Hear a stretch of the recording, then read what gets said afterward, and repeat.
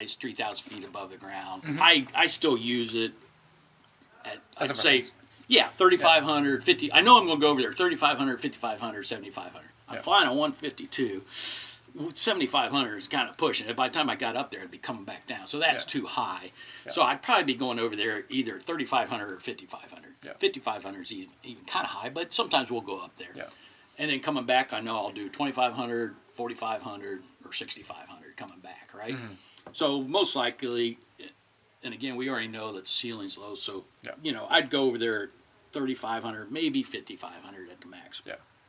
So we'll say 3,500 because we don't, maybe we get that, maybe not. And coming back, maybe 4,500. At this point is where, and I don't know if, I think I heard you say you hadn't done it, and you should do this, is, because I know you did it online stuff, but I highly recommend calling flight service. And we want to get an official, in the one reason is I like talking to these guys because they know what the hell they're doing. I don't trust myself to be able to interpolate all that reports you can get on ForeFlight and feel confident that I know what the hell I'm doing, that I don't get myself in trouble. The other thing, okay, what's the in number of 152? 5525 Hotel. 5525 Hotel. So when did you say you've called them before, or you have not? I was on 1-800-WXP. So you did call them. I did the website version though. Okay, yeah. So we're gonna call, or you're gonna call them. Okay. And so, and I have, so I don't know if you have or not, but I've got the automated AWASs of India 6-8, Wilmington, and Dayton, but also flight service, and that's the 800 number for flight service. Right. So when you call them, yes, you can do it online and you can still establish a record. But the other good, I like calling them because I like freaking talk to somebody who knows what they're talking about, right? And when you call them, you're going to tell them, hey, I'm a student. I always tell them I'm a student pilot because then they're a little bit easier on it. Hey, I'm a student pilot flying VFR. I'm going to fly from flying a Cessna 152 5525 Hotel. So they're punching that in. Now you're creating a record that you actually did something. Because that's the first thing, and like when Larry wrecked that little yellow plane, I heard the FAA guy interviewing him out there, and the very first thing they asked him is, said, did you get a weather briefing?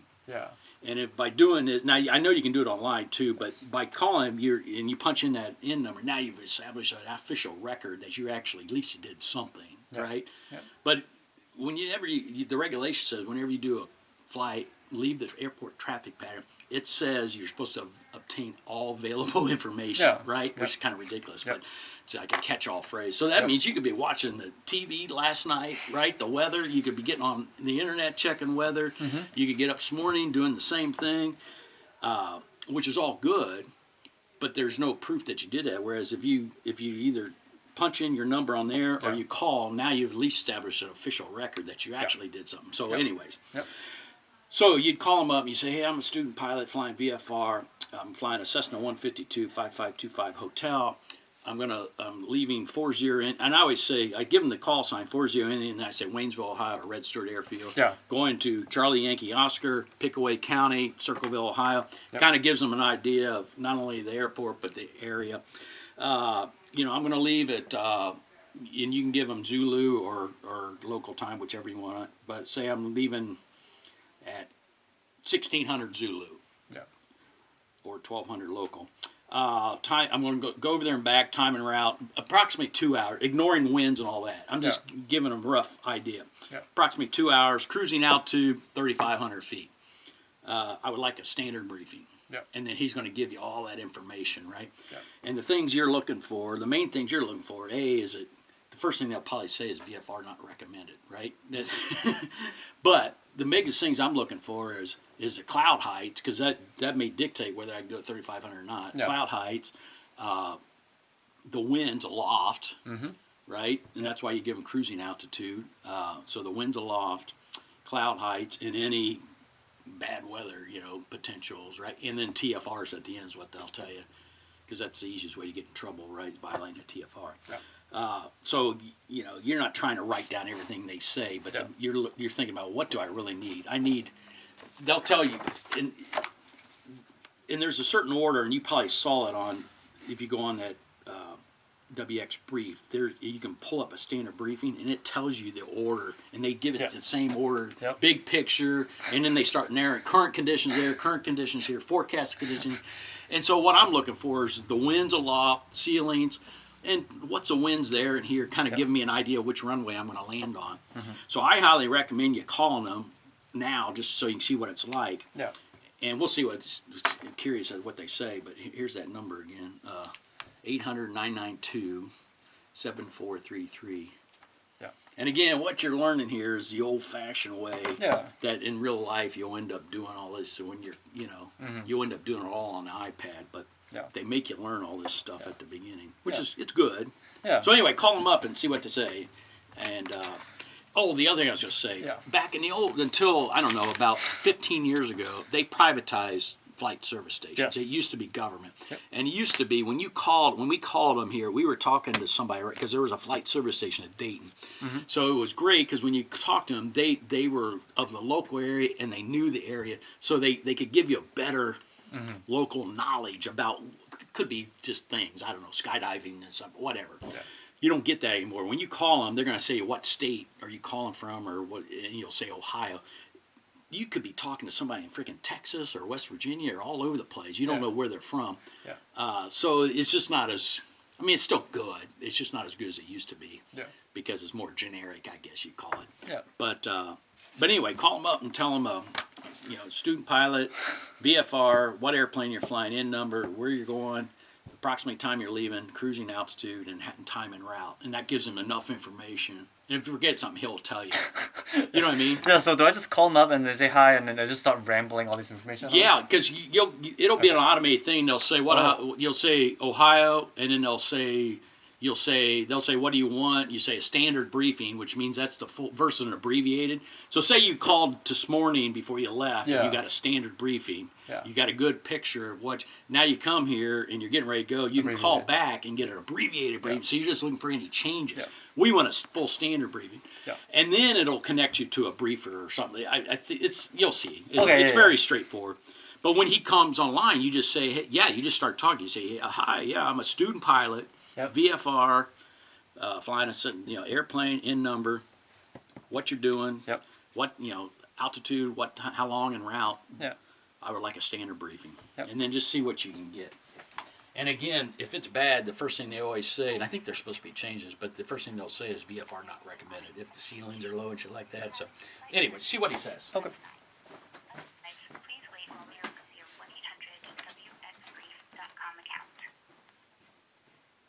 Account has been located. Please press or speak your response at any time. You can press 1. I'm sorry, I didn't understand. You are at the main menu where you can choose one of the following options. You can interrupt me at any time by speaking or entering your choice as soon as you hear the option you want. To speak with a briefer, say briefer or press 1. I think you said you wanted to.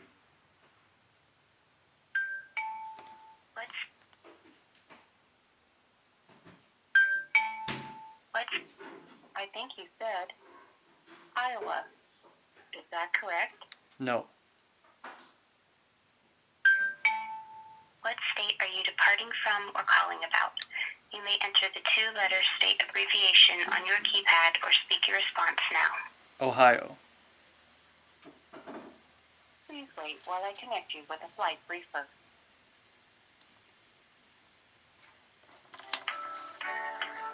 There are no calls ahead of you.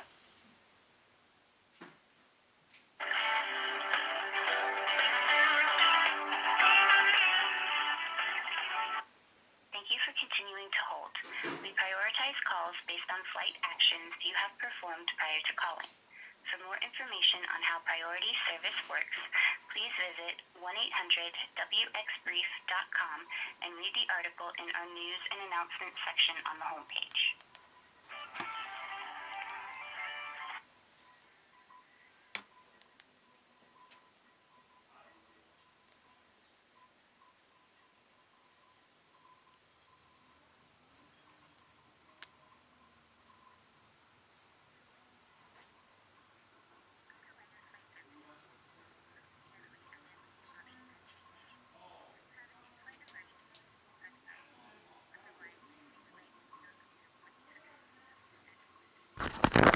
course.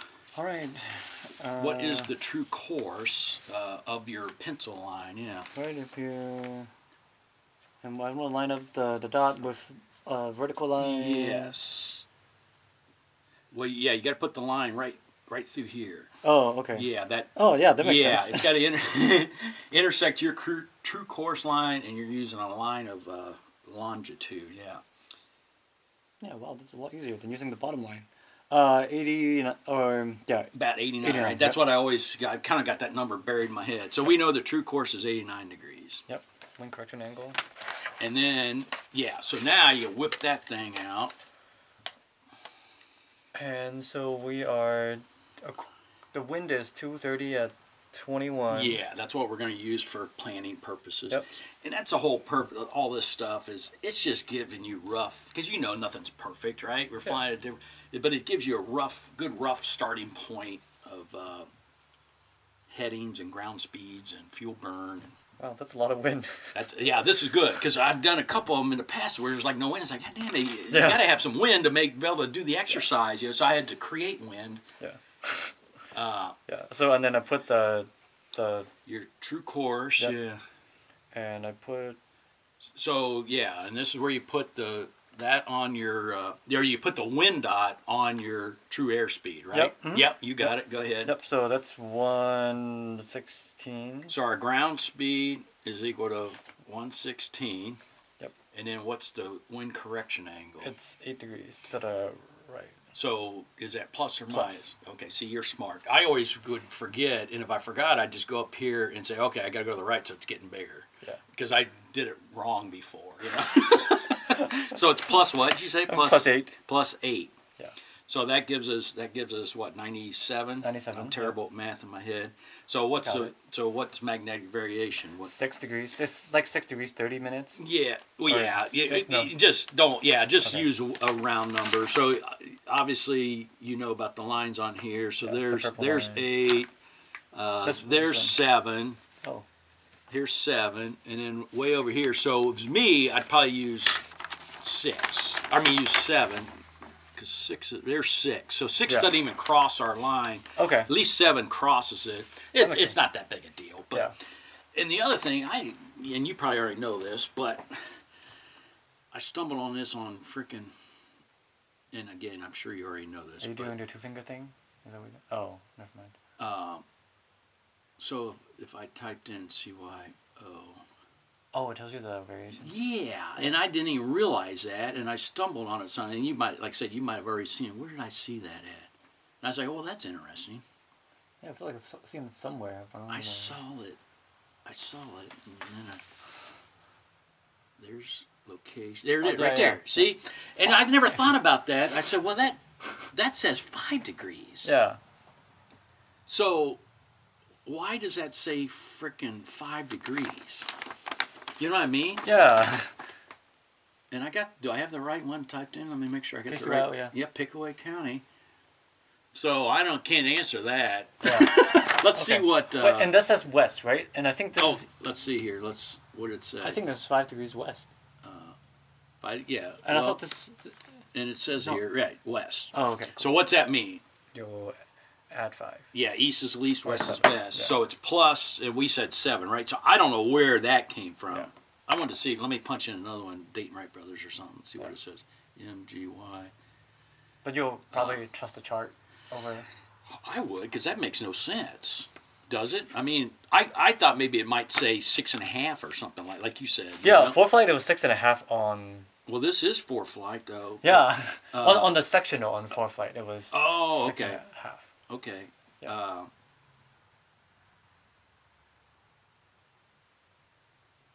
It says 4 degrees. Huh. That doesn't make any sense.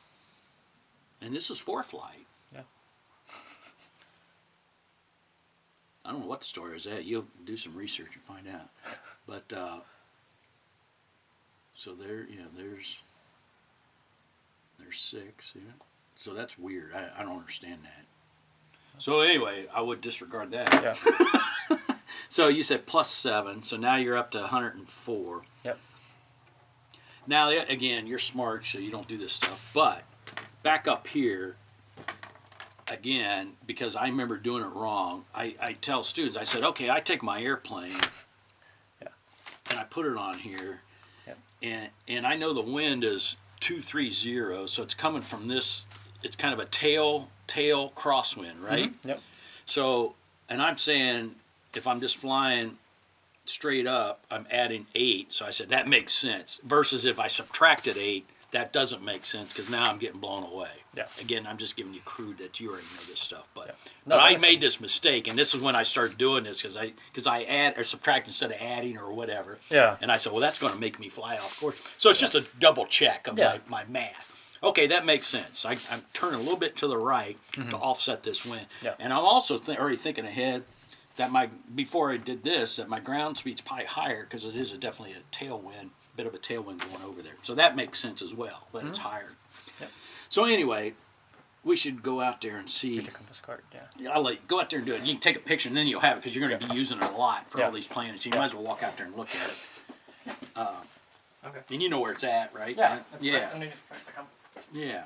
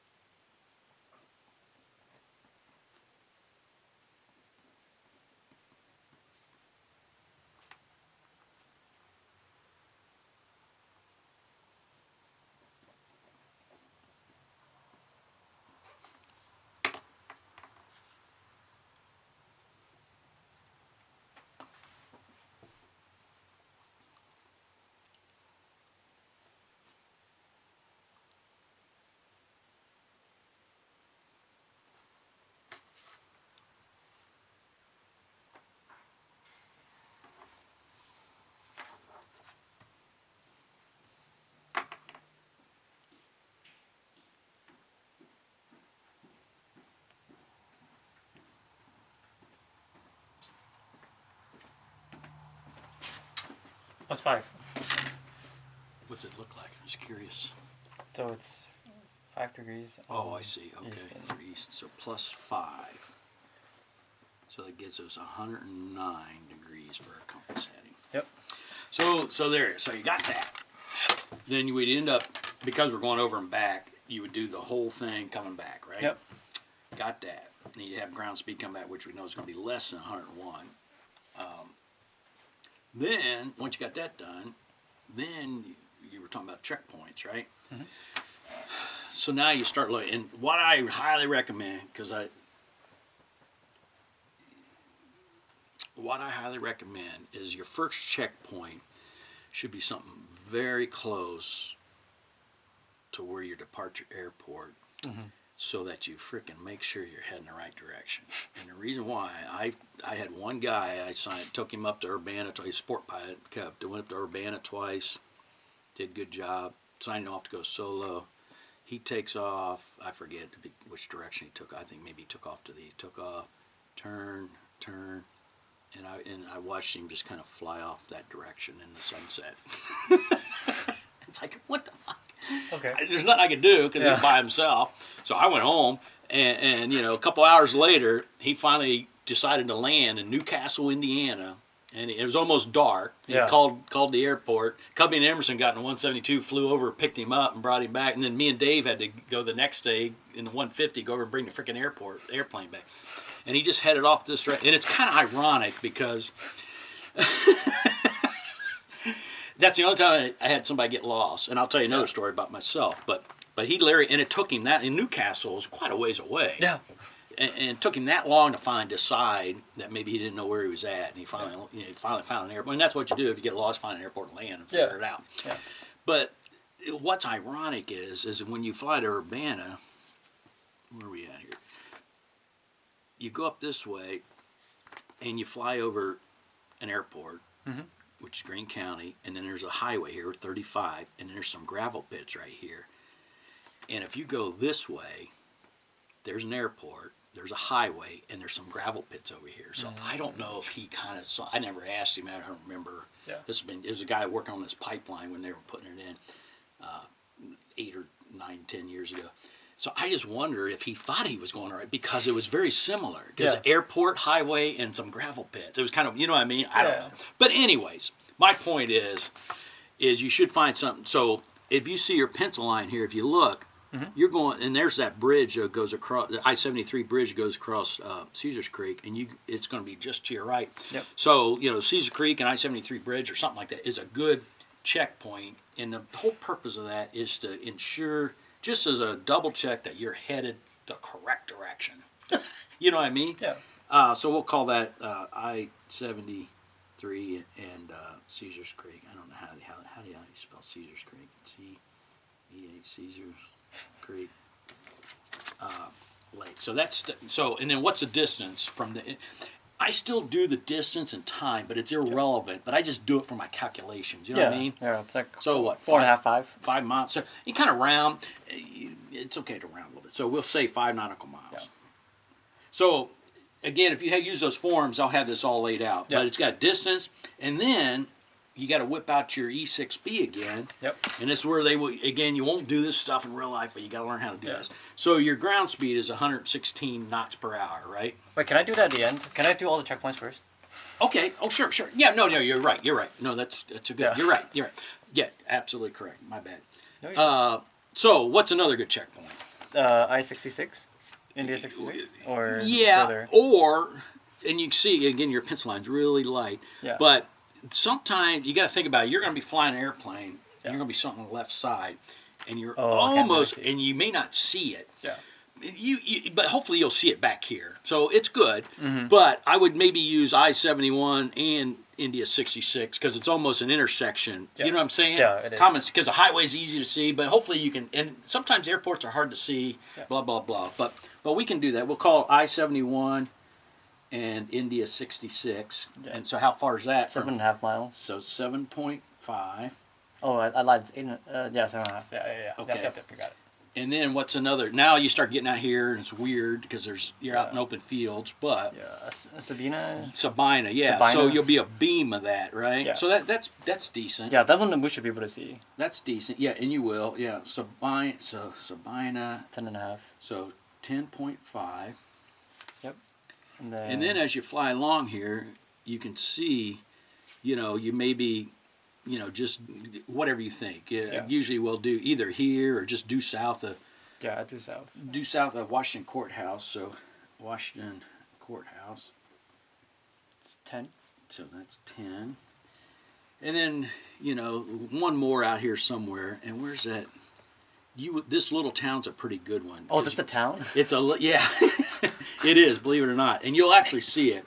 I didn't used to use that. I used to say, oh, we'll just do a beam the lake. But so kind of, because you'll see this lake if you're high enough. Yeah. But this town's a pretty good. I used to always just say, it's kind of tough when you start using things that are beam because they're so far away. Yeah. You want something close as possible. But so we'll call New Highland, but also the lake, right? Yeah. It kind of as a cross check. Yeah. So. New Holland is 9. New Holland, and then a beam the lake. Yeah, and then it's 12. A beam lake. So you said 9, and then CYO is 12. Yeah. So then I add that up. What's that add up to? That's 18, 23, 33, 42, and 54. Okay. Yeah. So 54. So again, as a cross check, look at that. Yeah. Wow. Perfect. So so I always add it up to. And I do the full straight line, and then that better be damn close, right? Yeah. As a cross check. So that I feel good about those. So now you're right. Now you dial in your 116 knots per hour. I gotta cheat a little bit. Okay, so 116. And then that's okay. If it's on there, you're allowed to use it, right? Yeah. So 116 and then per hour. Yeah. Yep. So again, this is not relevant, but I go ahead and do it for the hell of it. So 5 nautical miles. How long does it take me? I know it's not a good time. yeah. 5 is you read the one up here. I always have to do my math. I cross-check with my calculator to make sure I'm doing that right. Yeah. So, 5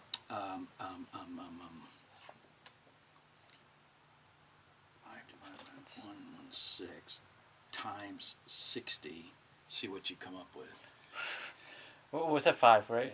5 nautical miles. Yeah. So it's like So, 2, and then I read this. Yeah. So like 2.5 minutes. yeah. Over So 2.5? 2.6 Yeah. is what if you do the math. So whatever you can either round it up or round it down. So we'll just say 2.5, right? Yeah. Now, again, because we know that's completely irrelevant, because you may be taking off to the west, Yeah. doing a turn, and some people want to factor in the climb. It's not, these little, when you start flying stuff and you're climbing up a long way, okay, you start getting into this climb and all that, but these little airplanes, small altitude, it's just ignored. It's not important, right? Yeah. And the other thing is when you gain some of it on the back end, because you're going to cruise down, your ground speed's going to pick up higher, but you don't get it all because it takes longer to climb up than it does to come down, right? But you get a little bit of it back. So I would not factor in climbing stuff. Yeah. So anyway, the next one, 7.5 is what? It's 3.8. So call it 4. Okay, yeah. Let's see. Let me see. 7.5 divided by 116 times 60. There's 3.9. What did I just do? 7.5 divided by 116 times 60 is, I'd call that 4 minutes, yeah. And so that one, if I'm only going up 3,500, well, I might be, by the time I get to, maybe not, I might be at 3,500. So that might be a good time to actually check. Because at some point I want to verify, is my actual reasonably close to my planning, right? And the purpose of this, when you go on long winds and you're kind of pushing your fuel, is making sure you're not developing a greater head, or your ground speed's not as high as you thought. So now you're burning more fuel, and this is what happens to people. They push it, and they either ignore it or they don't realize it, that they're actually taking a longer, and they were pushing their fuel to begin with, and they frickin' run out of gas before they get to their destination, right? That's the whole purpose of this, right? Is making sure it's fuel. Yes, not getting lost and stuff, but more importantly, that you're not running out of fuel. Yeah. Okay, what's 10.5? 5.5 minutes. 5.5. And then 10 is 5.25 minutes. So just call it 5. If we round it up 1, we round down 1. So, okay. And then 9 is... 9 is 4.75 minutes. So 5 minutes, okay. And then 12. 12 is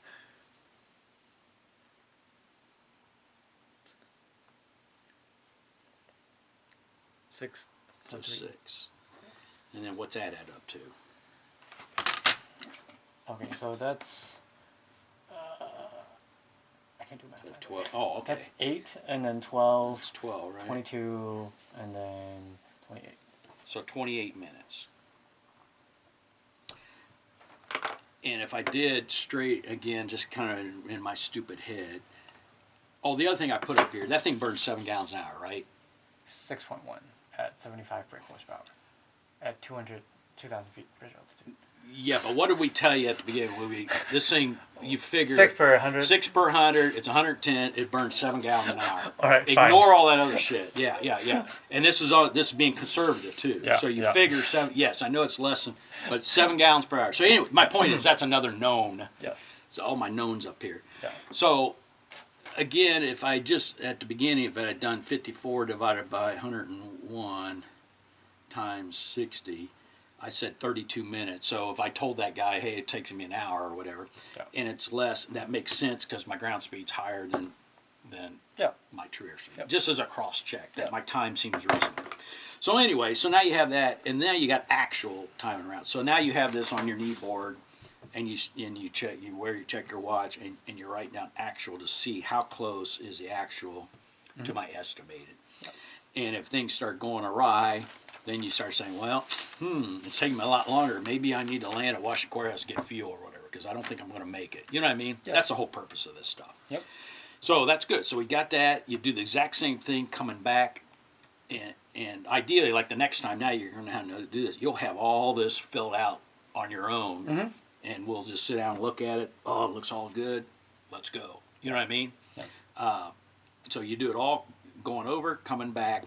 And then, so coming back, we'll get a time something, because we're going to have a headwind, and we'll just, for our planning purposes, we'll say it's going to take us, I don't know, 40 minutes. Yeah. After you do all this, because that's important. This stuff's important for our fuel, right? Yeah. So then, I'm running out of page. So then I need to figure out, okay, I've got checkpoints, I got times. Now I need to calculate how much fuel am I going to burn, right? So I'm taking off with 23 gallons, and it burns 7 gallons an hour, and I'm taking me, in our example, 68 minutes. So an hour, so 8 divided by 60.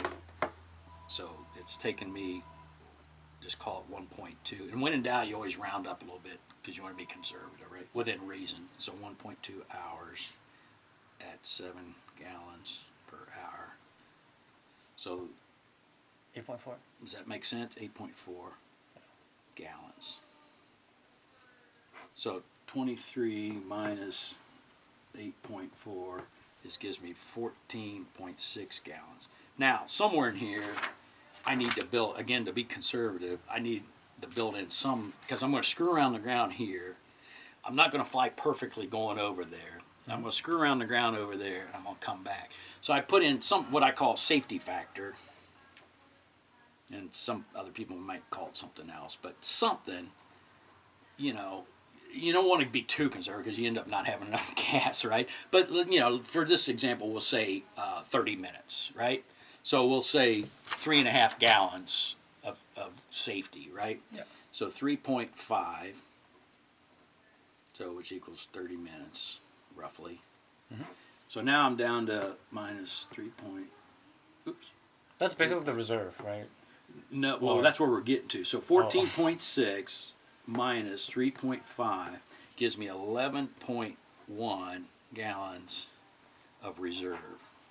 Okay. And then you say, okay, what is that? 11.1 divided by 7 which equals to 1.5 hours. And this stuff, they'll be looking at this on your check ride when you've got this all planned out. Because they'll say, okay, that looks good. What do you think? How do you feel about that? And you'll say, well, the regulation says VFR daytime, I only have to have 30 minutes, which is only 3.5 gallons.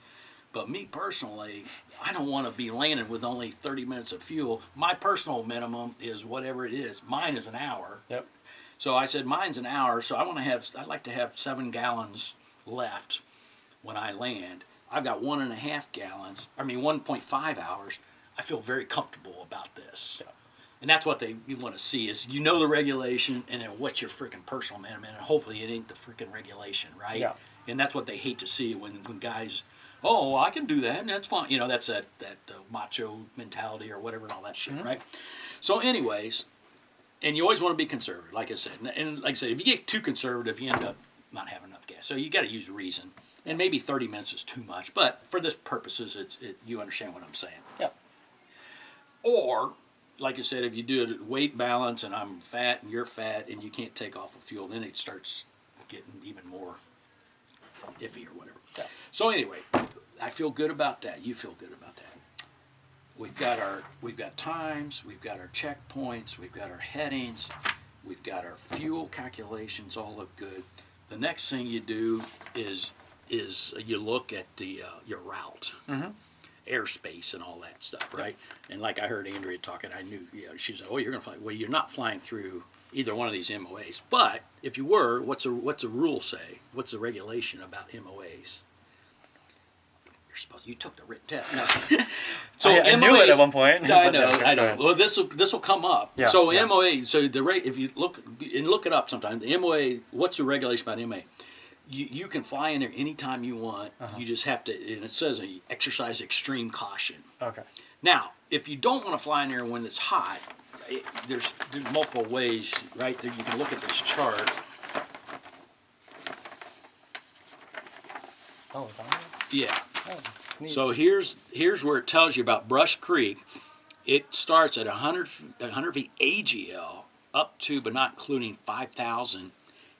And I think that this is where it's kind of goofy. You might do some research on this, but I think that's MSL. I could be wrong about that.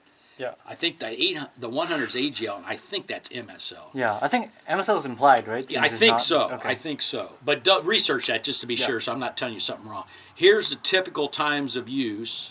Here's the controlling agency, Indianapolis Center, and there's the frequency in contact. So I remember back when I did a bunch of, when I was trying to build cross country because you have to have 50 hours for your PIC for instrument, right? And so I flew down to, you fly different places. What the hell's our? You fly different places to eat, right? So I flew down here to where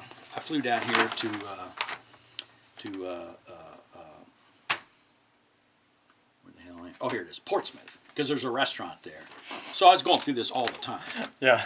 And one time I remember talking to flight, and I asked the guy on the briefing, and he didn't know, and he said, call Indianapolis, if you want to find out, call Indianapolis Center. Whether it's AGL and MSL? No, if it was hot or not. Okay. And he couldn't tell me, Right. So I don't know, you might check that out sometime. Yeah. But he couldn't tell me, and he told me, and I said, well, okay. And I never did because I didn't get flight on. But I could have very easily get flight, and I had this with Andrea. We flew down here, and I had her, I said, well, why don't you get flight following? So I had her call up, we called up Columbus and got flight following. And then down in here, they hand you off, not just because it's a MOA, but this area is it's not covered by Columbus, it's covered by Indianapolis Center. So they handed us off to Indianapolis Center, and then she talked to them and never said anything about the MOA or anything. So I don't even know if it was hot or not, but never even mentioned it. The point is make sure you understand the regulation says you're allowed to fly in there anytime. Yep. Now, if you're not comfortable, yes, you could call and get flight service, and because they're supposed to, if they see an airplane fly in there and they're supposed to stop the activity. Oh, wow, okay. Yeah. So that's what the regulation is. And research, just to make sure I'm not telling you something wrong, but just look up MOAs again. But that's what it says. You have to exercise extreme caution. So anyways, back to this thing. Brush Creek is 100 up to but not clean 5,000. This other one, it used to always throw me, and I just read something the other day, and you look it up too, but I forget where I read this, but Buckeye, I think I read it on Floor Flight. So now I don't know whether to believe Floor Flight or not, but I brought up Floor Flight, and I bring up Buckeye, and look, I used to think that this, because it says, I thought that meant that was only 5,000 feet, which didn't make sense to me. You know what I mean? Yeah. Because it's not saying any other altitude. Yeah. But when I look on Floor Flight and do some research, see what It says right here, the star altitude indicate floor of MOA. Okay, see, there you go. See, there you go. I never read that. Yeah. So that's good. I never read that. What a dumbass. So that makes sense because right there it goes from 5,000 up to 17,999, up to just below 8. Not include flight level 18,000. Right. Yeah. So it's 1799. So see, I never read. Wait. It. Okay. What a but then, dumbass, huh? how does that make sense? So it means this one Buckeye it makes sense, right? 5,000 feet is the floor. But then what about all the other ones? It's whichever one is higher. Well, like so it's an asterisk, and it says altitudes indicate floor. All MOAs extend to but not including unless otherwise indicated. So that one's 100 to 5,000 or 5,000. And does it say MSL or anything? It doesn't even say that. See, this says MSL. Right. But so what does the 100 AGL mean? Like because there's fighter jets down there. Right. And they're doing low level. I mean, 100 feet off the ground shit. Yeah. Like high speed stuff. Right. So why don't they just put 100 AGL? Why put 5,000 MSL there? Because that's the top of Brush Creek. No, that's the bottom of Brush Creek, right? Or No. Because there's two of them. oh. There's two MOAs overlap. Yeah. Buckeye and Brush Creek overlap. Right. Man, where are we at again here? I think it's this foot. Maybe. Yeah, right here. So Brush Creek is this little one. Yeah. And that one, which one was So that one? where- That's 100 feet. So inside of here, they can be flying as low as 100 feet off the ground. Right. Up to 5,000. This Buckeye, this big one, starts at 5,000 and goes up to 17,999. So this Buckeye that overlaps, Buckeye is not below 5,000 here, but it starts at 5,000 and goes up, right? Yeah. Okay, that makes sense. Yeah. Yeah. So they're doing like tanker stuff or something up high, but these fighter guys are in this area potentially flying extremely low and fast. Yeah. But still, the regulation says you're allowed to fly in there. So that's good. So now I understand that better. Thank you. yeah, a good pilot's always learning, right? You'll always learn, yeah. So anyways, you could, if you were concerned, you could always call up. You can, if you happen to plan across country to Portsmouth or something like that, you could ask flight. But I remember asking flight, and he couldn't tell me. Yeah. Which I thought was kind of weird that he couldn't tell me if it was hot or not. He said contact Indianapolis Center. So I said okay, and then I don't think I ever did. I just went down there. But so the point is that you make sure you understand the regulation, but you could have your own personal minimum. Say I don't want to fly in there if it's hot. I'm going to call flight service. And I guess if you get flight service, I still think if you fly in there, they have to shut it down. That's my understanding. But do some more research on that. Yeah. Anyways, back to what we were doing. So we know as long as we don't drift south, we're not going to. Those aren't even a concern. Yep.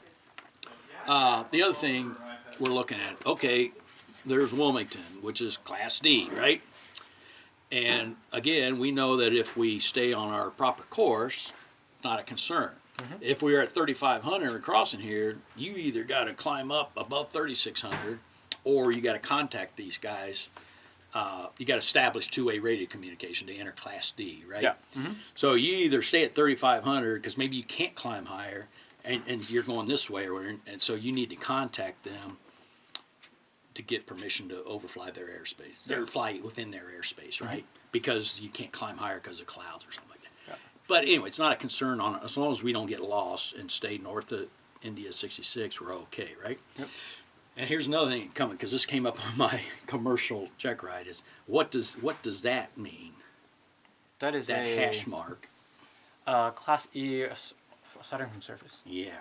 Now, what I did, I said, "Shit, this is on my commercial." I said, "I don't remember," and I just freaking flipped the thing over and looked at it, which is perfectly fine because it's like Jesus, it's right there. Yep. So I just said, "Oh wait, oh yeah, it's Class E to serve," because I couldn't remember what it was, and I just sticks in my mind because it was on my commercial check ride, the oral part of the check ride. So you're perfectly allowed to use that stuff on. If you don't know something, you say, "Well, let me look." So that's right. That's good. So why is that? Well, that's because there's big old Amazon jets flying in here, and they need to extend controlled airspace out farther because those guys are shooting instrument approaches, right? Yep. That's the whole purpose of airspace, right? Really, is for keep us VFR guys out of the way of the instrument guys. That's the whole purpose of all that, right? Yeah. So it's very important, as you know, that the FAA is you got to understand airspace because that's how you keep from getting freaking. Yeah. Easiest way to get in trouble is violating airspace, right? But you still don't need to talk to anyone in a class. Yeah, it's controlled, but you have to look up what the actual definition. It's controlled airspace, but you don't have to talk to anybody. Yeah. But you have to Well, have to monitor. You have to abide by the 500 below, 1,000 above, 2,000 horizontal cloud distances, right? Right. Whereas out here, outside this, it's clear clouds. well, actually, this is all within magenta, but out here. Yeah. You could be flying along at 1,199 feet. Yes, because that's. And be Class right at G. the bottom of the cloud, technically, Yeah. right? And as soon as you start entering, first you enter this.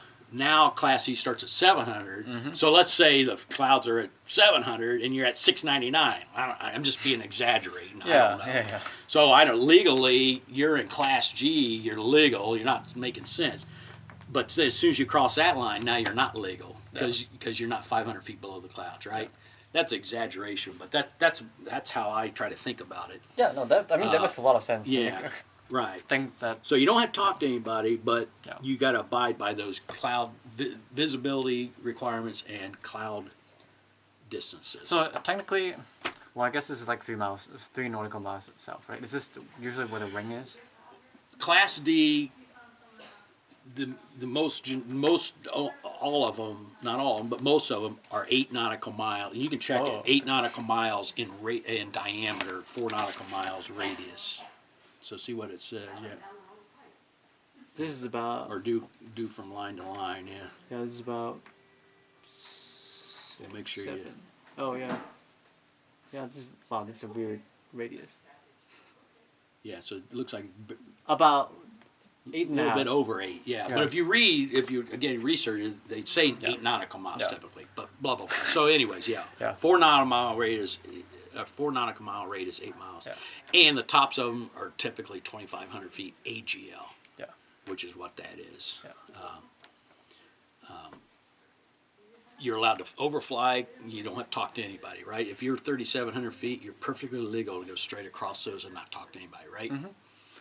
Class C, if you're going that way, you have to get up to above 5,000. You can fly over them in a 152, right? Because the regulation says you can overfly and not talk to anybody, but you have to have a transponder, right? Yeah. And now you got to have Mode C, right? Yep. I mean, not Mode C, but ADSB. And Mode C too, right? And Mode C, yes. Yeah. Mode C is normal, yeah. Oh, okay. You have to have a Mode C transponder. Yeah. But now, and our 152 doesn't have ADSB, so we're not allowed, legally, not allowed to climb up to 5,500 feet and overfly because we don't have ADSB. Yeah. Not allowed to fly into, unless you get authorization, you can't fly into Class C right now because we don't have ADSB. You can't fly into Class B because you don't have ADSB. You can't fly above 10,000 feet because you don't have ADSB, right? We are allowed to fly in there because you don't have to have ADSB to enter Class D, Right. right? Aren't ADSB? Didn't that become mandatory? Or is it? Well, it's 2021? mandatory if you want to go into these airspaces. Yeah, as of January 1st or whatever. If you want to fly above 10,000 feet, and I don't know exactly what the regular is out in the mountainous area, but above 10,000 feet, if you want to fly into Class C, over Class C, Class B, over Class B, which typically the tops of Class B are typically 10,000, not always, but you have to have Mode C. I mean, goddamn, I keep saying ADSB. Yeah. But we're still allowed to fly in here. Yeah. You don't have to because they don't have radar. Yeah. Mainly. anyways, so yeah, just remember you don't have ADSB in that 152. I don't know the 172 and the Cherokee is the only two right now that have ADSB. Yep. So anyway, back to our airspace. So we know we can avoid that if we stay on course. Not really much else. We're going to stay north of Brush Creek. Nothing else of really concern, right? So Yeah. we've evaluated our airspace and what we need, actions we would need to do if necessary. Yeah. The next thing you look at is you think about, what if I have problems? Well, I got an airport I can land here. I got an airport I can land here. If a thunderstorm pops up all of a sudden, or I start having engine problems or whatever, I've got some bailout areas, right? And then I've got this airport. I got this airport here. Now, I was going to tell you, when my first solo cross country, I did the same thing. I went over here with Emerson or whoever, and then went up to Marysville and back, and then he signed me off. I go over here. When I flew over here, no, it wasn't Emerson. This was Covey, because this was like 1981. Yeah, I was gonna say. When I quit, and then I picked it up again. Okay. So, but this was when I was right out of high school. Yeah. I flew over here, and I landed. I got off course. And I ended up landing at Ross County, and back then you had to stop and get somebody to sign your logbook that you could to prove you landed there or whatever. So I landed and I started looking. I said, "Oh shit, I'm at the wrong," because I saw Ross. I said, "God damn it, I'm at the." So I just took off and then hopped up here and landed, and then got my logbook signed and flew home. And just told me, yeah, I landed at the wrong freaking air. So I got lost. Yeah. Somewhat. I got drifted off course, and I thought that this was Pickaway County, and you'll see they're damn close. You know? Yeah. Anyways, so now we've analyzed some different airports in case we need to go somewhere else, right? We know, and then you look about, you can get fuel here. You know, because they get the tick marks, they sell fuel. Yeah. Blah blah blah. Where's the tick mark? Those tick marks. Oh, okay, yeah. The next thing, and I already kind of wrote a little bit of it down because sometimes I forget about it, is, again, because you're going to have this on your knee board as a quick, a lot of it's here, but it's nice to have it on your knee board where you can just glance down, you know what I mean? Mm-hmm. Like radio frequencies. So Pickaway County, where I'm going, doesn't have an AWOS or an ASOS, but if I look right here, Ross County does. And it's really close, so that's so I know when I'm out here somewhere, I'm going to dial in Ross County and listen to see what the winds are, knowing it's probably pretty good bet it's going to be about the same there, right? I'll still look and find the windsock or wind tee here just to confirm, but that'll give me an idea. I already have, when I don't know if he told you, but he would have told you some winds, current conditions or forecasted conditions. Yeah. Let's just say he said 190 at 5 or something. So you're already thinking, I'm going to land to the south, probably, right? Because the winds are out of the south, if they were. So I'm already thinking ahead that I'm probably going to land this direction. I don't necessarily know what that runway is because it's not telling me on here, but that's part of what we'll look it up. So I'm already thinking ahead that I'm going to land to the south. I think it's 1 in 19, but yeah. You're exactly right, yeah. So I'm thinking that ahead, but I'm going to double check as I'm flying along. I'm going to dial in AWOS and see what's going on. And then as I enter traffic map, I'll look again just to confirm. And then my Yellow Bud VOR, I know I'm going to use that to navigate over there. And it's on here, but put it right there so it's right in front of your face. You know what I mean? Mm-hmm. Charlie Yankee Oscar, the CTAF is 122.7. It's here, but I write it down here. Next thing you want to do is you whip out your airport facility directory, which is also in ForeFlight, and you go to Ohio. I'll let you do it. And have you looked in these things or looked on ForeFlight? Yeah. So you got to go to the nearest town, right? It's not by Pickaway County. It's bizarre, and I don't know why. But the nearest town is Circleville. So if you tried to go to Pickaway County, it's going to tell you to go to Circleville. So what we're doing now is researching an unfamiliar airport because we've never been there before, right? Yeah.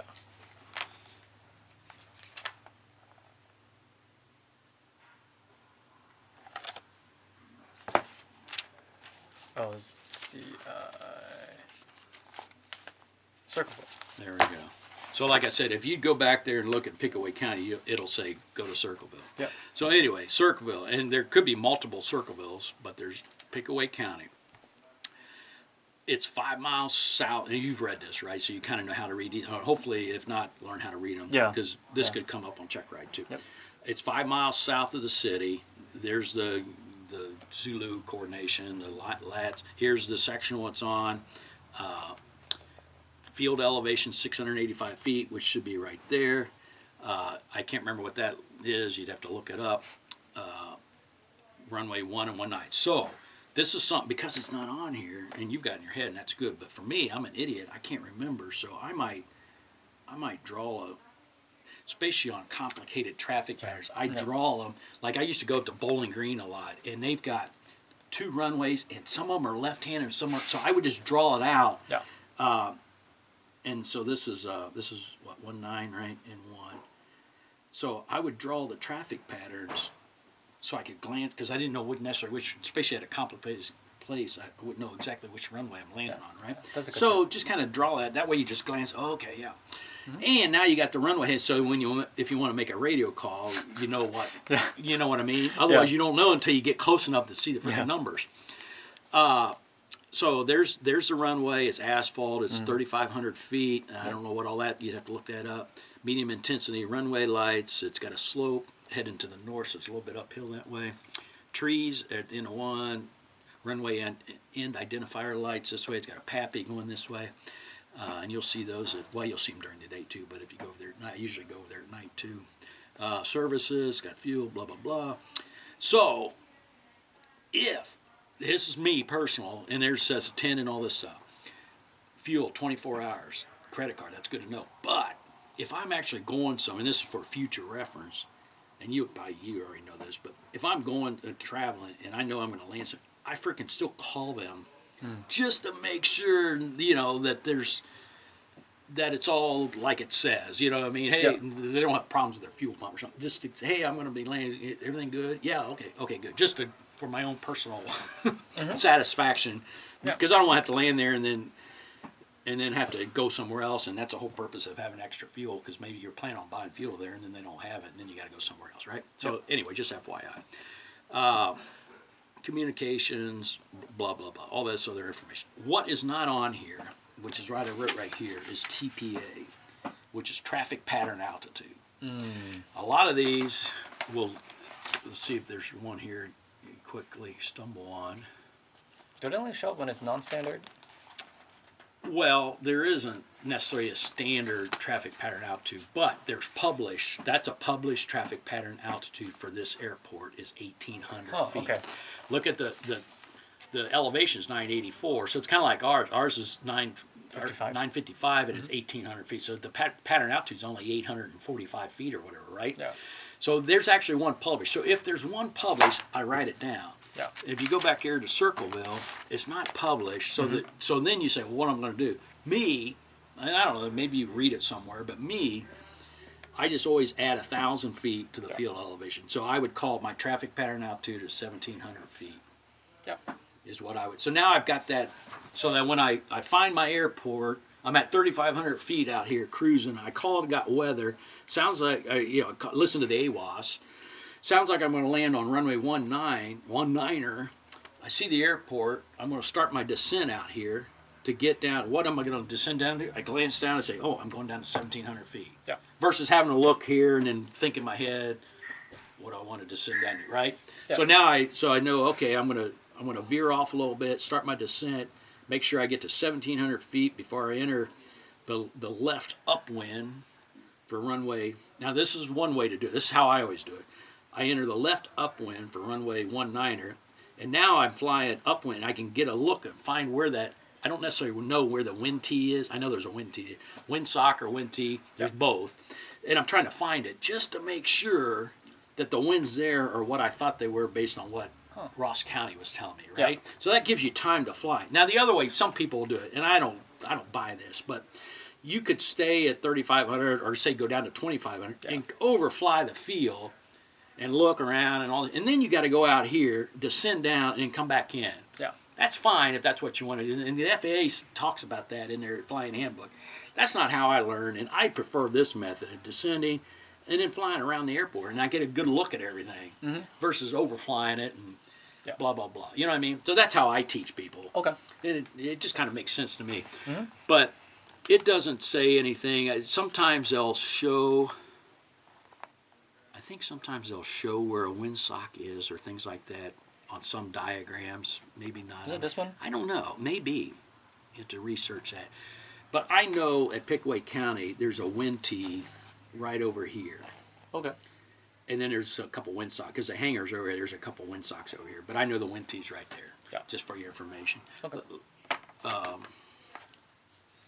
Dayton Wright Brothers, because we know the wind tee at Dayton Wright Brothers is right in here, right? You've been over there. I don't know what they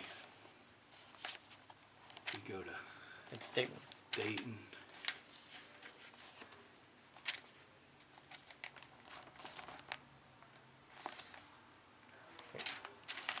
Dayton Wright Brothers. So there's no diagram, yeah.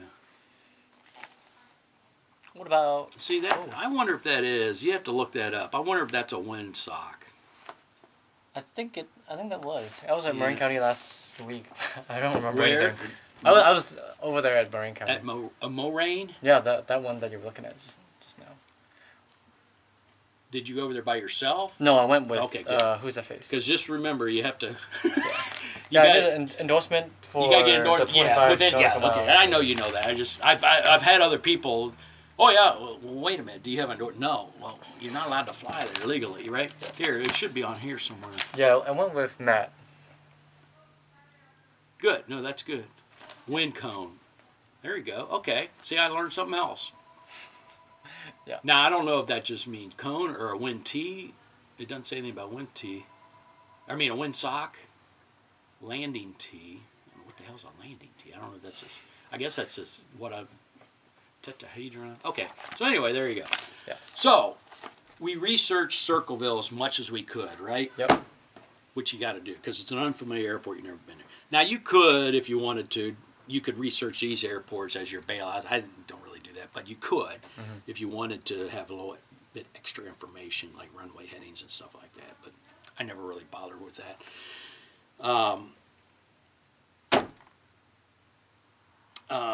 Is there anything else I do when I plan across the country? I've got all that information. I got my fuel. I've researched the traffic, where I'm going. I've got my diagram. I think that's everything. Am I missing anything? No. You know, you when you called flight service, you would have got NOTAMs or again TFRs is the important one. You know, freaking President Columbus or something like that. And yeah, a lot of times, and I don't know I forget what he was talking about those NOTAMs, but sometimes they'll say, hey, there's a tower light out there. Do you want the NOTAM? No, that's okay. Yeah. Maybe at nighttime I would get that or something like that, Yeah. but usually I don't. They always ask if you want the NOTAM. I've always said no. Now, and they always ask for pilot. I have never given a pilot report in my life. And I'd have to research again to know exactly how to do it. And I know you studied that, and it's good to know that. I have never done that, man. That doesn't mean it's right. I can't sit here and tell you exactly how to do it because I've never done it, and I'd have to look it up again. You know what I mean? Just for your information. Yep. So anyway, the only other things you could think about is if you had chose to get flight following, and again it's right here, but I could have wrote that on here, right? Also, right? Columbus approach is 130 34.0. So if I take off and I choose to get flight following, I could call them up and tell them who I am. You know, Cessna 152 55250 hotel, 3,500 feet, going to Pickaway County. I would like flight following. Yep. Sometimes he'll say, oh, you need to contact, I don't get this, because this happened to us, I think, with Andrea. We called that, and we had to change to another frequency, so I didn't quite understand that, but sometimes they'll say, call Columbus on this such and such frequency. Yeah. Okay, we'll do that. Anyways, that's if you want to get flight following. Yep. It's not a requirement. It just helps another set of eyes, right? Yep. That all makes sense? Yeah. That, to me, that's everything I've always done Yeah. when I get ready to go on across country. All right, now I have questions. So, yeah, go ahead. All right, so if it's just like a 50 nautical mile quote-unquote cross country, do you just do a single leg? Like you don't really do any actual waypoints in the middle? Like you just fly straight with checkpoints? Yeah, because you're big time, and that's what girl here, she's getting ready, she's got a recreation line, she's getting ready to upgrade to a private pilot, and her check ride's like on Monday, if she can take it. And Bob told her to plan across country, I think, to Portsmouth, I think. And she was asking me, she said, I'm going to, do you think it's okay? I'm going to plan my cross country to Washington Courthouse and then to Portsmouth. And I said, well, why are you doing that? Well, because or maybe it was to Chillicothe. I can't remember. I don't remember where. But she said, well, I know if I go to Washington Courthouse, I can follow 35 all the way down. I said, that's fine. I said, but you're becoming, and I said, see what Bob says, but I said, every one I've ever done, it's point A to point B, because you're private pilot, you're going to move on, commercial, blah, blah, blah. So the point of being able to fly is to go from point A to point B, right? And I said, when you're a recreational pilot or a sport pilot, you're flying more by ground references. Yeah. Okay, maybe you want to do that. I said, but if it was me, I would be going from here directly to Portsmouth or wherever he told her. I said, I would not be going there and then following the highway down. Yeah. That's not the point, because now you're a big-time private pilot. Yeah. You're supposed to be able to use VORs and GPSs and all this other shit to go from point A to point B. Yeah. So my ultimate answer is no, you go from point A to point B. But if, and again, Bob done this, but when I took my private pilot check ride, Walden, he would always give you, it wasn't an easy cross country. Like, it was at a point where, and I think this is why they did it, it was at a point where it was really, depending on winds, marginal whether you could actually go there without landing and getting fuel. Mm-hmm. So they wanted to see if you could, again, based on winds, to decipher, are you going to push it all the way to go there direct? Oh, wow, okay. Or land somewhere in between. Yeah. So if that's the case, then common sense says, if you're going, I don't know, to Parkersburg, and it's probably still close enough, but, and you had a 30-mile-an-hour headwind, you can't get there.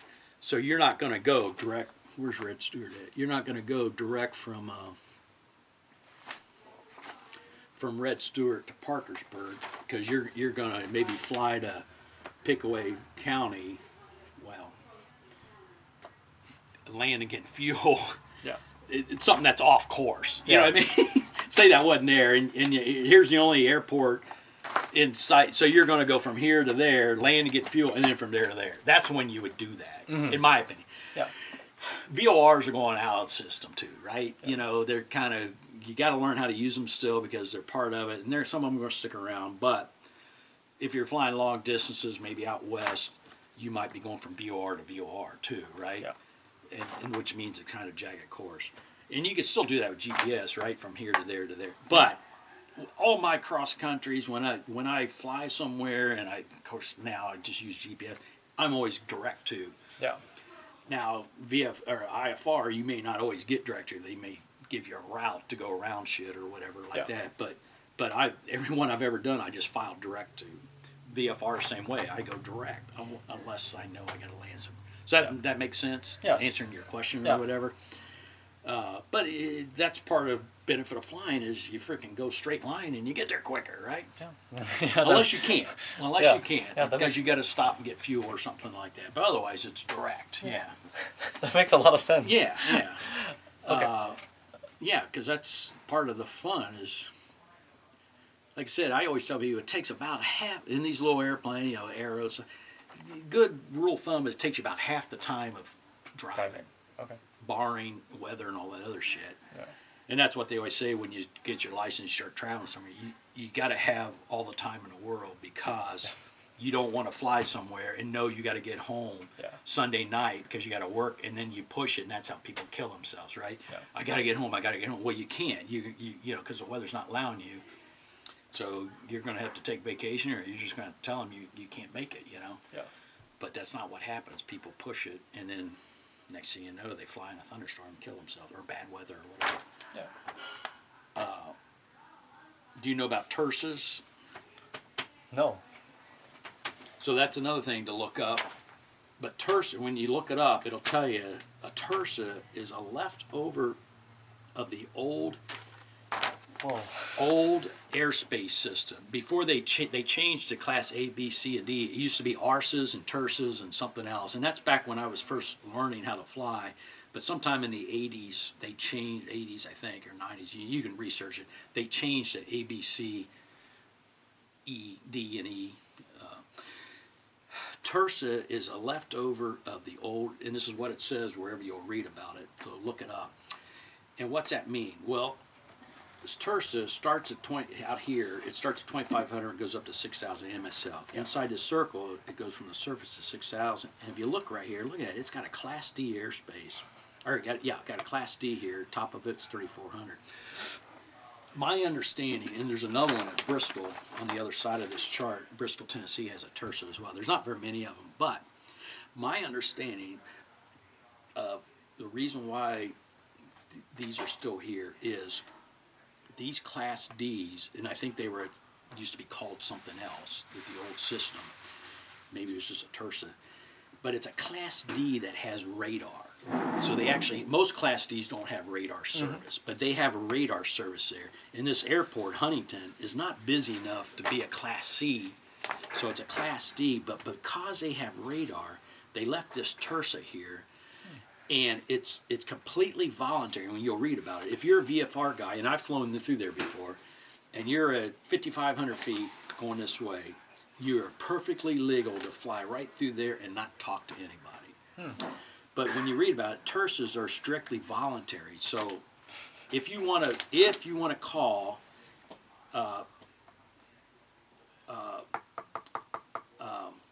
Huntington, the Tersa, you can basically get flight following through there. Oh, okay. And because they have radar, they help, because it's a little bit busier, you know, because there are jets that fly in here, you know, there's commercial, at least there was, commercial traffic that flew in there and stuff.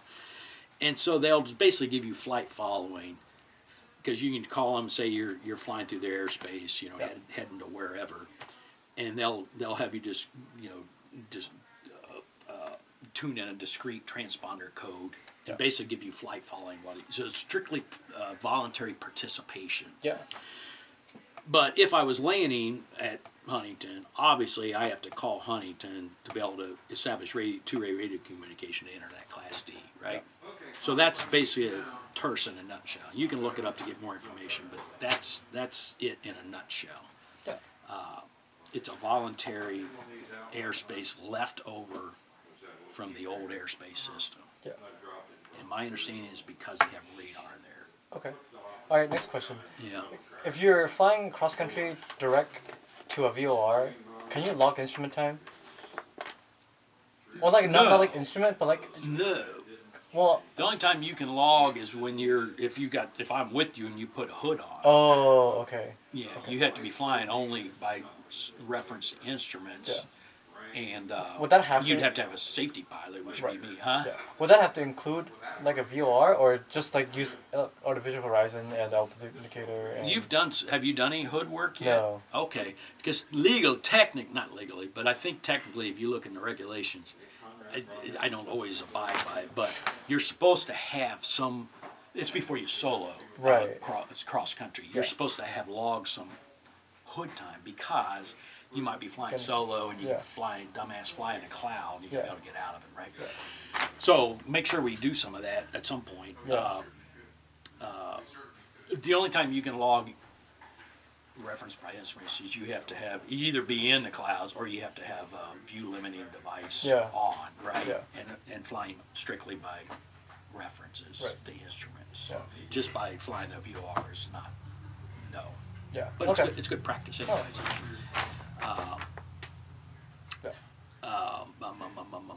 So again, what we would do when we go over there, I'd dial it in because you want to learn how to use the iPad. I'd definitely use that, but kind of as a reference because you have to learn how to do this old-fashioned stuff. Yeah. Dial in the VOR, and again, we drew our course line to the VOR, which is a good thing. So they all should theoretically match up. You know, the direct, if you do direct to the yellow bud, not direct to CYO, because otherwise they're a couple degrees off, right? Yeah. And so you learn how to track a VOR, you learn how to use that, and you learn how to do the pilotage and read a chart and all that other stuff. That's the whole point of this. And again, probably eventually they'll do away with all this stuff. You know, I would think. Cause eventually they will. But there's plenty of old timers that won't even let you use. There's still plenty of old time examiners that won't let you use an iPad or anything like that. Yeah, that's fine. But you got to learn. Common sense says you got to learn how to use it because that's real world there. Yeah. You know? So you might as well start learning how to use that now. Yeah. Like even Ken, I think Ken doesn't like that because he doesn't. he's not as technically savvy as me. No, I'm kidding. I mean, but he doesn't like using that Yeah. iPad and stuff. Yeah. But to me, you might as well learn it all. You know. Yeah. But this is the way you got to do it on a check ride. You show up with this, and show you can use a plotter. Not that you necessarily be doing it, but Yeah.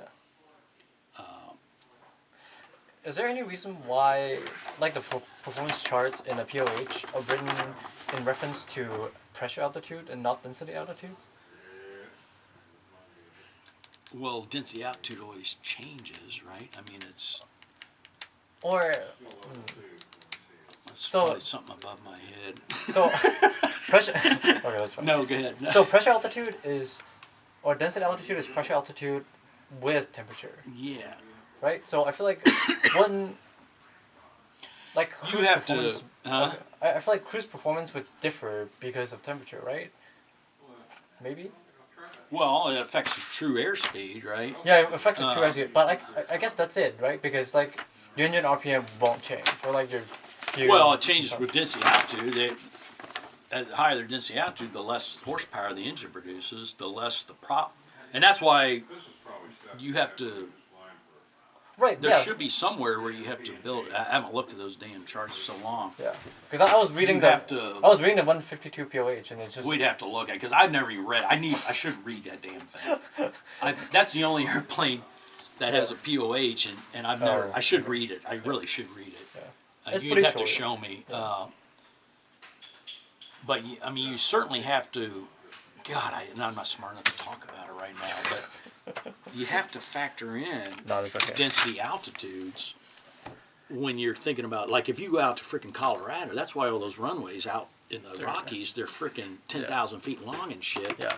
But you have to, to look at the performance charts, I can't remember. They don't talk anything about adding so much for density altitudes and stuff. You know what I mean? Yeah. Add, For takeoff and landing distances, they specify that. Well, at least on the 152, it's every 10 degrees or 9 degrees, you increase or decrease 10% of the okay, distance. so that's factoring in density altitude. Yeah, then. but then okay. nothing else in the performance charts. But Yeah. okay, yeah, I can also find that out. Yeah, well, Maybe just because they're old.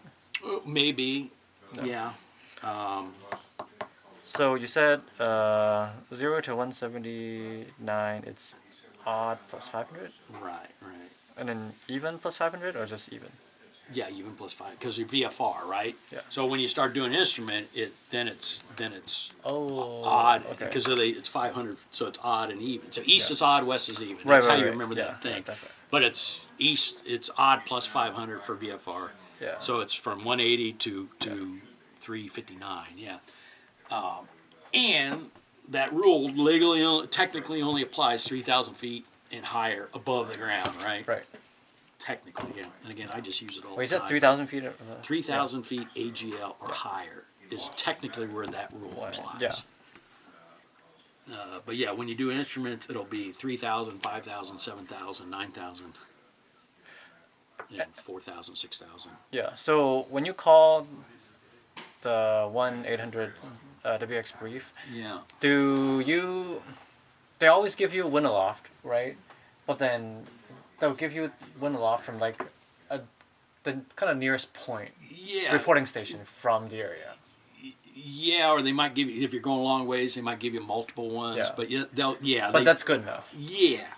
Again, this is all just rough planning. Yeah, I guess. So. And then you figure out what actual is by doing this stuff, right? Yeah. Checking times and all that. Yeah.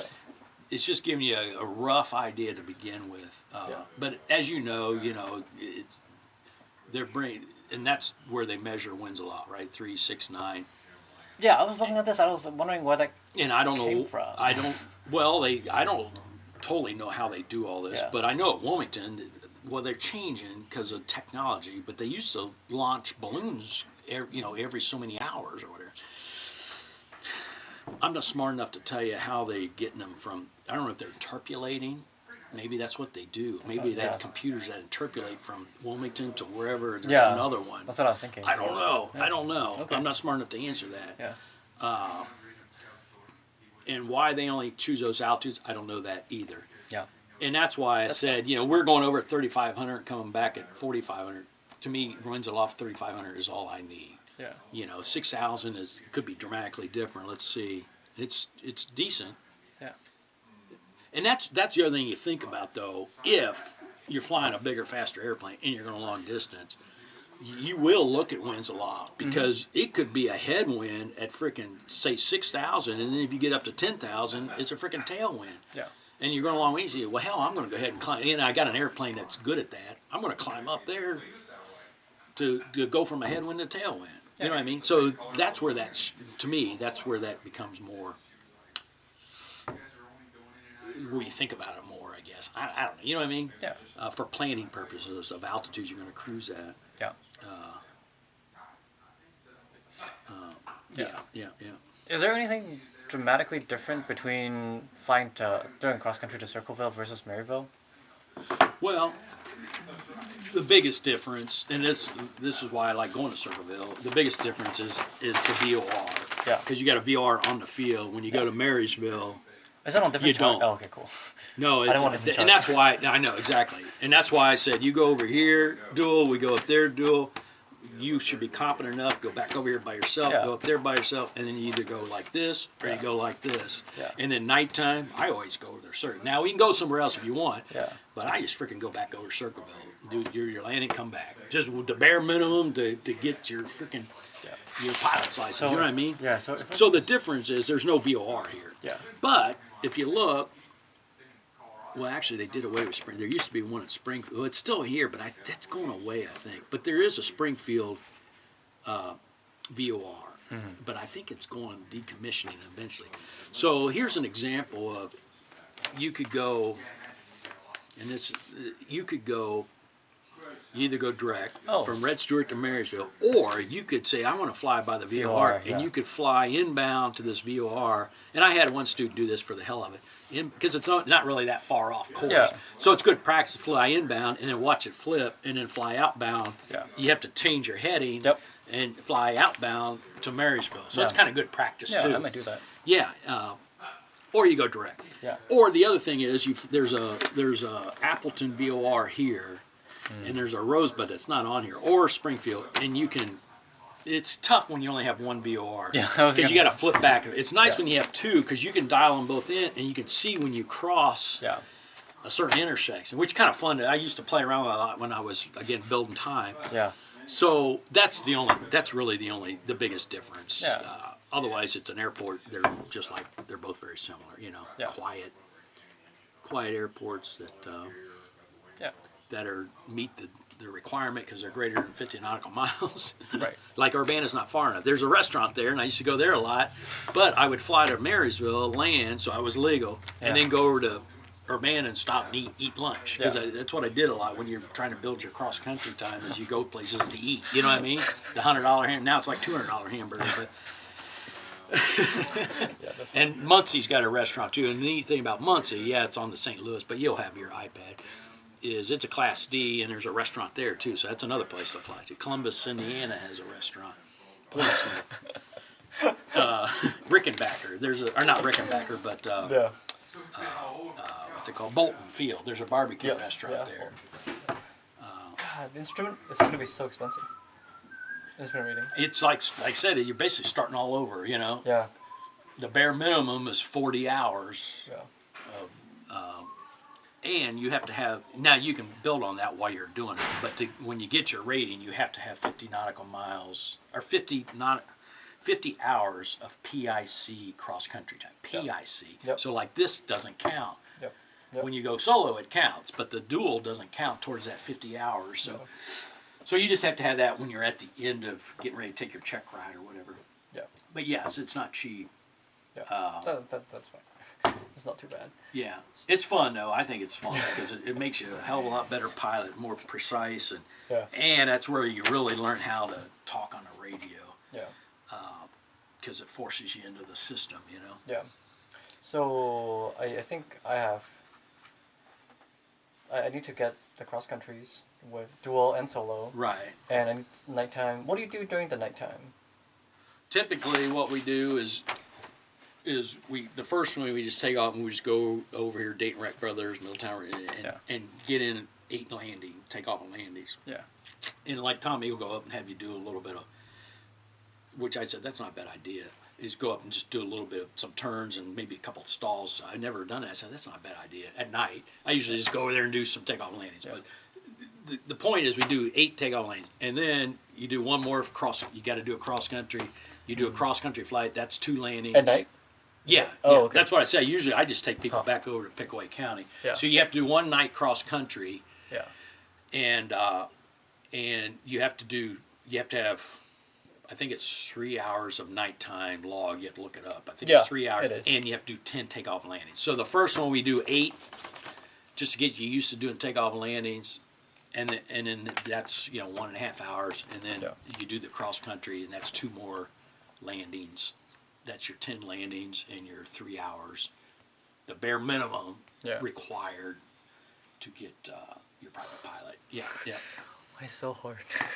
There's so many things. Oh, I know. Yeah, that's why I said private. It's in depth, private pilot, because you haven't done any hood time yet either. Yeah. So you got to do that. You have to have 3 hours of hood time. Yep. And legally, if you look at the regulation, it says you have to have logged some hood time before you do solo cross countries. Yeah. Legally. Yeah.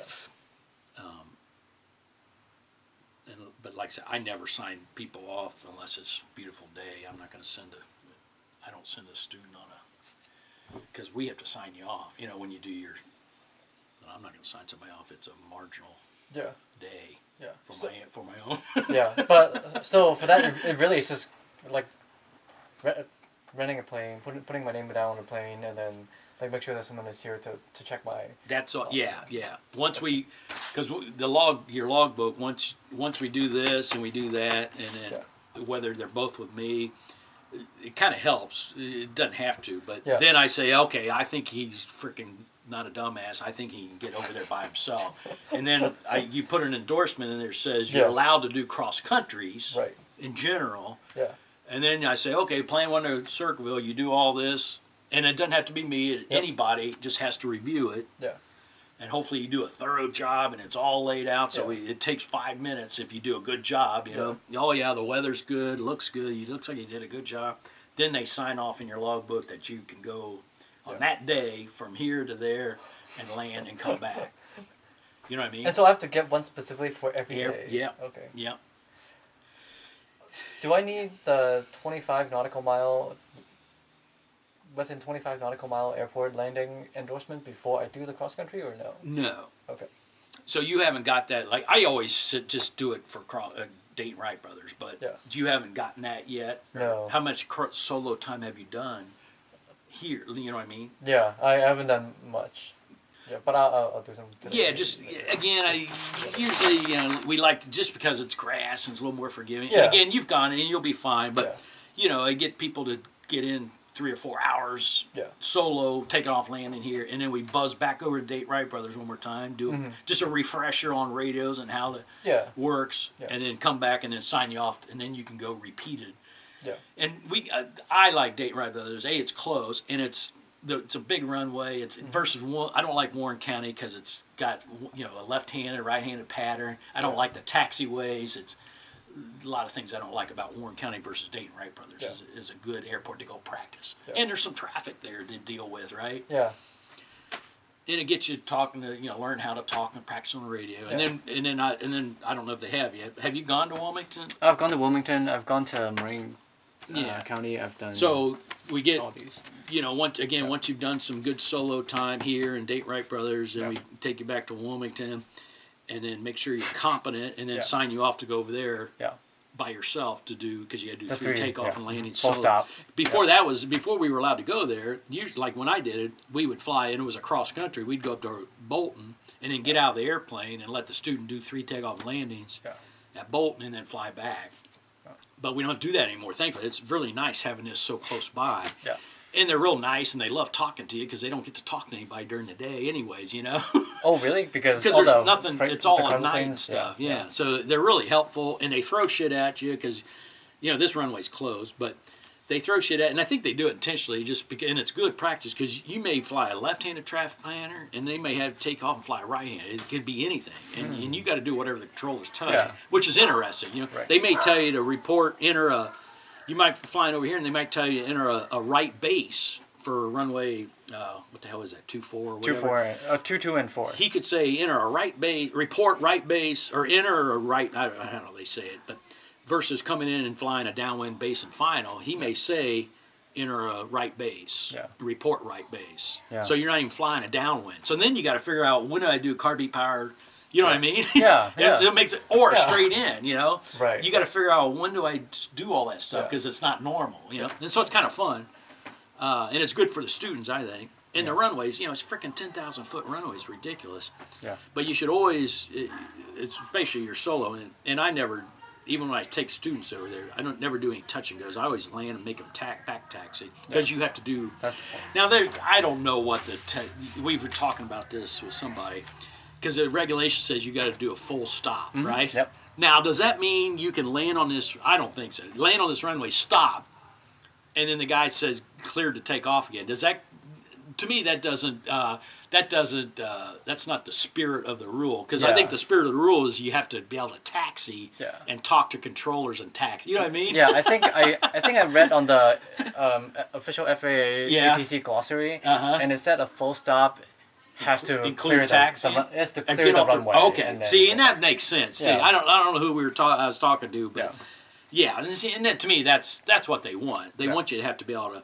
Because at a real airport, they don't do this here, but you know, you don't have ground frequency here, right? So you got to look that either on ForeFlight or look that up, because you want to know what that ground frequency is. Now they'll tell you, but it's better to have it ahead of time. And you'll have that. You'll be talking to tower coming in and landing, and you already have ground on the standby, right? So you land, you pull off, and at a really busy airport, they'll pull off, and once you clear the runway, they'll say contact ground on 121.9 or whatever.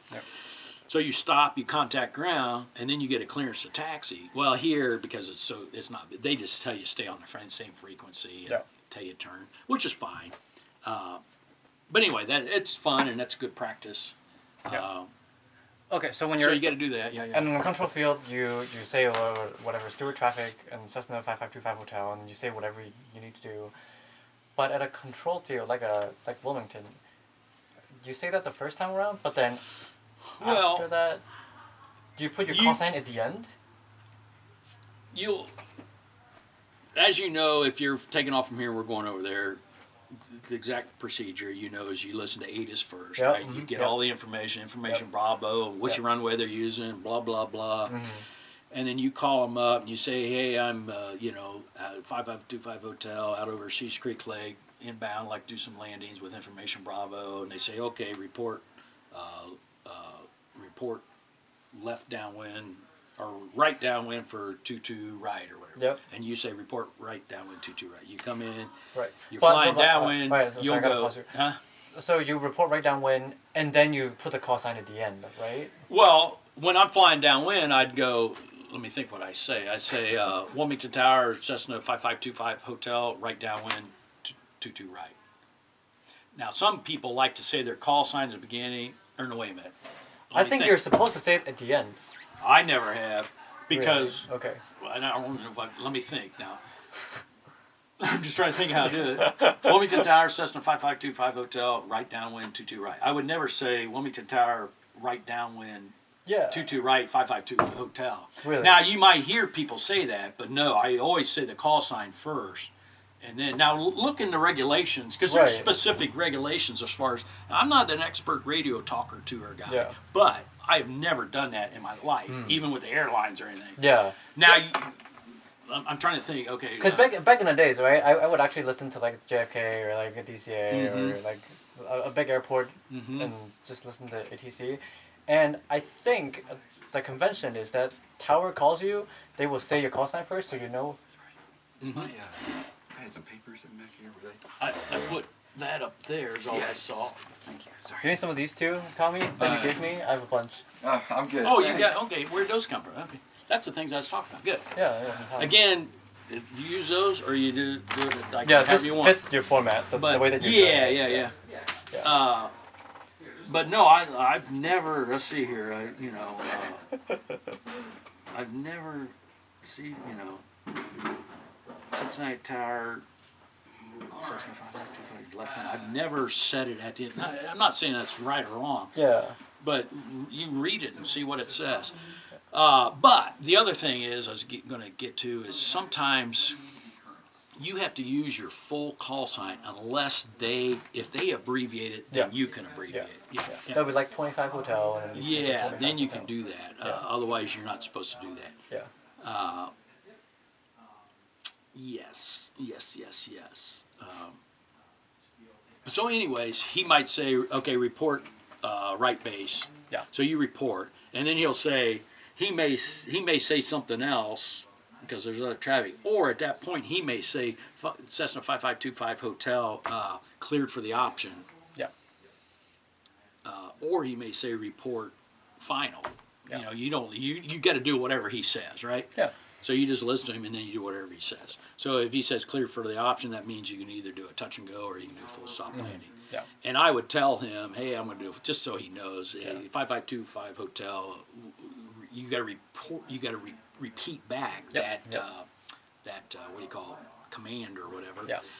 And I would then, as a courtesy, I'd tell him I'm doing a full stop or something like that, just so he knows ahead of time. I don't know. There's certain things, and I can't tell you.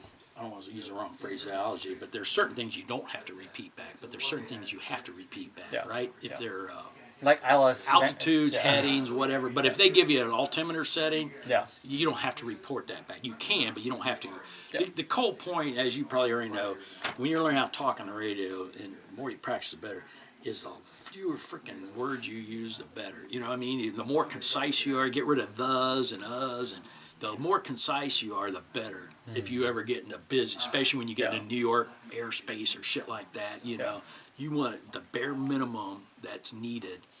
Yeah. And so if you develop that habit early, because as you know, you listen to guys, and you'll hear them talking, and just because there can be too much talking, and you don't have to. You go over to date ride, you'll hear a guy, and this was an old pet peeve of the old examiner guy that I did check rides with, Walden.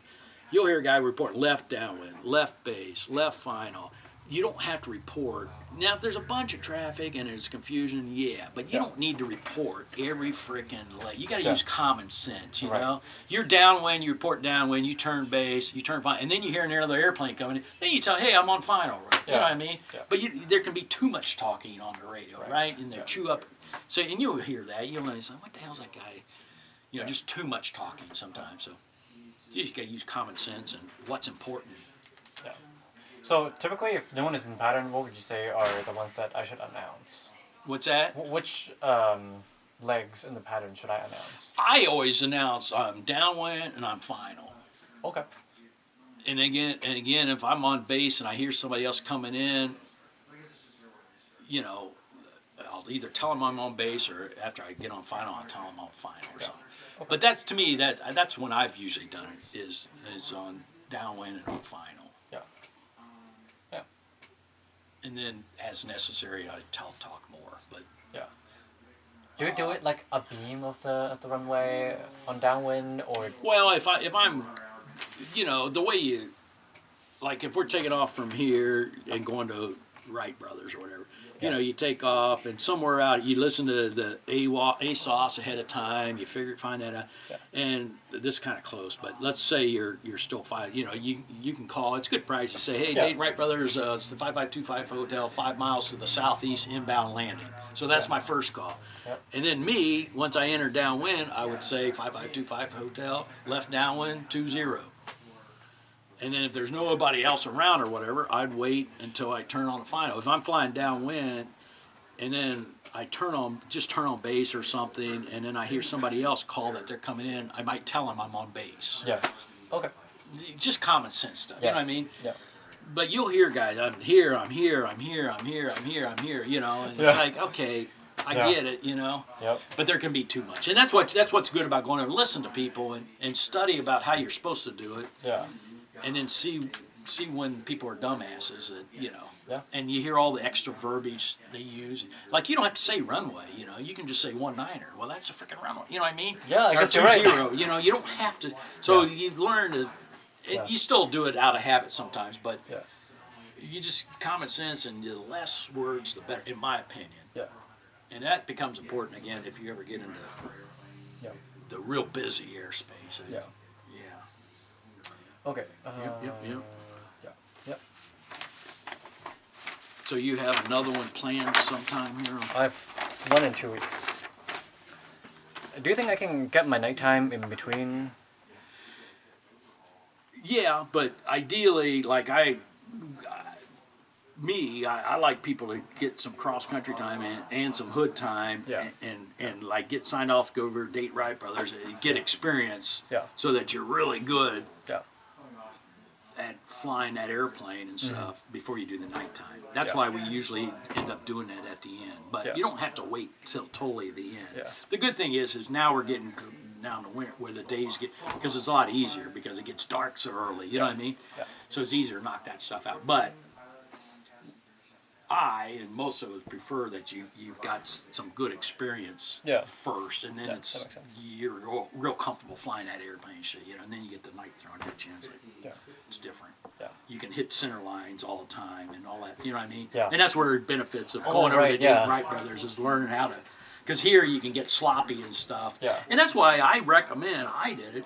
Yeah, obviously don't hit the cones, but say I want to, you say, okay, I'm going to land on the right side of the runway this time. Not just dead center all the time. Yeah. And that way, if you know you can land on the right and you can land on the left, then you should be able to land on, when you go to Date Right, you should be able to land around the center line. You know, because that's, when you had a paved runway, you're supposed to land on the center. But people don't. More often than not, they freaking land left of center because of some sort of optics thing. More often than not, people land on the left side of center line. Okay. And they'll taxi on the left side too. So there's some sort of a optical delusion, So, but anyway, so it's good to have that and have practice at doing all that. So that then at nighttime, it's just throwing the night stuff at you. But, Okay. Yeah. That makes sense. So ideally, in the next one, whether it's me or somebody else, where you're using that, you'll have all, like I said, you can lay this out. Yeah. You can have that in there. You can have all your checkpoints. You can have your distances. And then you come in that morning, you get your winds and weather, and you bam, bam, bam, bam, bam, bam. Yeah. And over and back, we like to see you do it all. And I tell people, and then they'll show up and they won't do it. It's like, what the hell? Yeah. And I said, why didn't you do this ahead of time? Yeah. I just showed this to you, and then you got to sit there and wait for them to do it. It's silly. I mean, if you told me, it doesn't really matter. No, because this is the first time, and the first ones, like, they may do it, but then you still got to go over all this because it's the first one. You know what I mean? Yeah. Because we have to cover all this shit or whatever. But now you know how to do it, and you should be able to do it. Yeah, I mean that's basically exactly what you're saying in this one. Yeah. Yeah, I did the standard, like, FAA navlog where it's like this, but like multiple lines, right? So it's the same thing. And can you do all this stuff in ForeFlight too? I don't know. Can you put this whole? I don't know. I don't know. Yeah. Can you put checkpoints? I don't know. I don't use ForeFlight that much. Yeah, me neither. Yeah, I just look at it. I just look at the sectional and that's it. Yeah. But yeah, good stuff. Yeah. Do you think it's good enough to go around the pattern? I don't know. We can look. Give me your logbook so we can log this ground time and stuff. Yeah, we can walk out there and see what it looks like.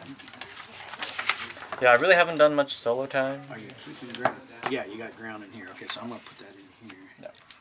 Yeah, if it's good, definitely. 1010. And I'm just gonna write ground. And we'll call it an hour of ground training. Now you know how to do. See, he's talking about the Class E extension. Cross-country planning.